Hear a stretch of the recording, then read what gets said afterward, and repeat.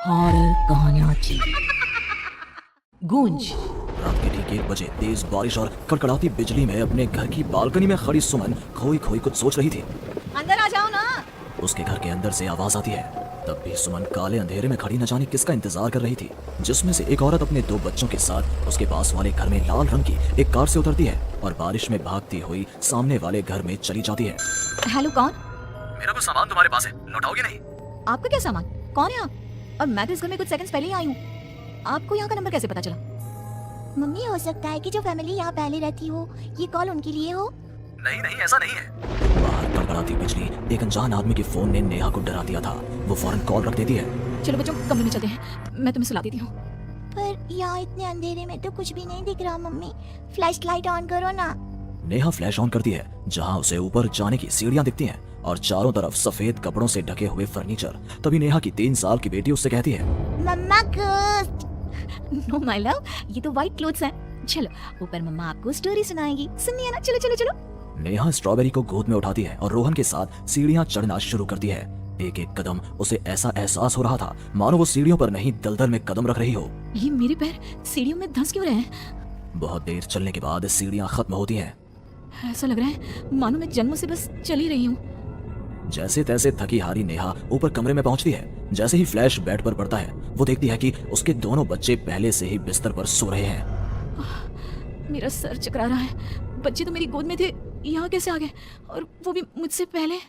नेहा कुछ समझ नहीं पाती और बेसुध होकर जमीन पर गिर पड़ती है। अगली सुबह उसकी आंखें सूरज की किरणें चेहरे पड़ने से खुलती हैं। नेहा बालकनी में जाती है, जहां उसे सुमन अपने बालकनी में खड़ी दिखती है। ऐसा लग रहा था मानो सुमन रात भर से वहीं खड़ी थी। सुमन नेहा को मुस्कुराकर देखती है। हेलो, मैं यहाँ कल ही शिफ्ट हुई हूँ। मेरे हस्बैंड का यहाँ ट्रांसफर हुआ है। आसपास कहीं घर ही नहीं मिला, तब 40 किलोमीटर दूर यहाँ ये घर मिला। आप यहाँ पर कब से हैं? पता नहीं, सालों हो गए, यहाँ कोई आया ही नहीं। पर अब तुम आई हो तो राहत सी लगी। आओ ना घर पर। हाँ हाँ, क्यों नहीं, मुझे भी कंपनी मिल जाएगी। वैसे कल रात यहाँ कुछ अजीब महसूस किया मैंने। मैं आकर बताती हूँ। नेहा सुमन से मिलने उसके घर जाती है और पिछली रात हुए इंसिडेंट के बारे में उसको बताती है। ये तो कुछ भी नहीं है नेहा, ऐसे तो कई इंसिडेंट्स मेरी एक फ्रेंड के साथ भी हुए हैं और रोज होते ही हैं। सुमन अपनी कार में बैठी अपने नए ठिकाने की ओर बढ़ रही थी। जंगल के बीच से गुजरती वो खुद से कहती है, ये सिविल इंजीनियर्स की लाइफ ना बड़ी मुश्किल है। कहाँ जंगल झाड़ी में रहना पड़ेगा। कार एक घर के पास रुकती है। लीजिए मैडम, हम आ गए। आपको कुछ जरूरत हो तो मुझे कॉल कीजिएगा, मैं ये बगल वाले घर में ही हूँ। सुमन घर के अंदर जाती है। डाइनिंग टेबल पर पहले ही खाना रखा हुआ था, पानी का ग्लास भी, टीवी ऑन ही था। ऐसा लग रहा था मानो अभी अभी यहाँ कोई था या है।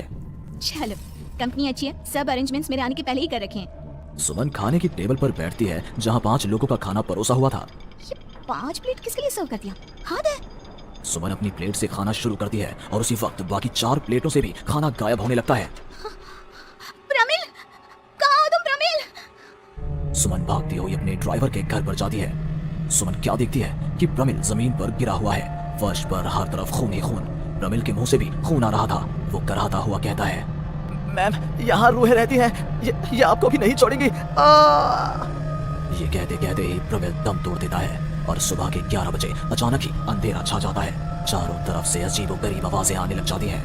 मम्मी आई, अरे कोई खाना देगा क्या मुझे? अरे जी सुनिए ना, प्लीज मुझे मत मारो। पापा बचाओ, ये लोग कौन है? सुमन अपने दोनों हाथों से अपने कान को बंद कर लेती है और जोर जोर से चीखती है। अचानक एक सन्नाटा चारों ओर फैल जाता है। सुमन प्रमिल के घर से बाहर निकलती है। चारों ओर गुप्त अंधेरा, वो भी कुछ देख नहीं पाती और वापस अपने घर की ओर लौट आती है। इससे अच्छी तो मौत होती, ये मैं कहाँ फंस गई? मम्मा गोदी। अरे सुमन, क्या मरने वरने की बात करती रहती हो? जाओ मेरे लिए चाय बनाओ। ये कौन बोल रहा है? तभी अचानक से घर की लाइट्स ऑन हो जाती हैं। सुमन देखती है कि वो किचन में है। उसके ठीक बगल में एक औरत, जिसके बाल उसके चेहरे की ओर थे, गैस के फ्लेम में अपने दोनों हाथों को पका रही थी। तुम कौन हो? कौन हो तुम? और यहाँ क्या कर रही हो? इनको बहुत पसंद है मेरे हाथों का खाना, तो मैं भी चखवा दूं क्या? कर्कश आवाज में ये कहती हुई वो औरत झट से सुमन के हाथों को आग में डाल देती है। सुमन चीखती रहती है, पर वो औरत उसके हाथों को नहीं छोड़ती। तुम्हारे पेट में एक बच्चा है ना, सुन लिया मैंने। और औरत ये कहती सुमन के पेट पर हाथ फेरने लग जाती है और उसके पेट में हाथ डालकर मांस का टुकड़ा बाहर निकाल कर खा लेती है। मेरा बच्चा। ये तो कुछ भी नहीं, उधर देखो। वो औरत दीवार की तरफ इशारा करती है। दीवार पर खून के ऐसे धब्बे थे मानो नवजात शिशुओं को उसी दीवार पर पटक पटक कर मार दिया गया हो। तभी वहां लगभग 5 साल का एक बच्चा आता है। उसका शरीर पूरा सफेद और आंखें काली थी। माँ, भूख लगी है। वो औरत अपने आग में सेके हुए हाथ को वहीं पास में पड़े चाकू से काटकर बच्चे को खाने को दे देती है। सुमन तो समझो अब मर ही चुकी थी।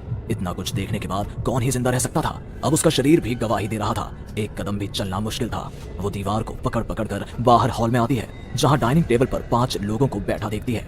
बिना सर का एक आदमी टेबल पर अपने बीवी और 3 बच्चों के साथ बैठा था। सभी सुमन की ओर देखते हैं। मम्मी, तुम मेरी मम्मी बनोगी। यहाँ हमारी जैसे बहुत से लोग रहते हैं, बहुत सारे। फिर उस लड़की का क्या हुआ? वो अब जिंदा है? हाँ, उन लोगों को एक जिंदा इंसान भी चाहिए था जिसे वो रूहें रोज मारे। रोज पता नहीं कितनी ही रूहें हैं। आज भी 1-2 तो देखी जाती हैं। वो लड़की तो बस निकलने का राह ढूंढ रही है, पर वो निकलेगी कैसे? क्या कोई तरीका है? हाँ, किसी और को उन रूहों के हवाले कर देना यही एकमात्र रास्ता है। तो उसने किसे उन आत्माओं के हवाले किया?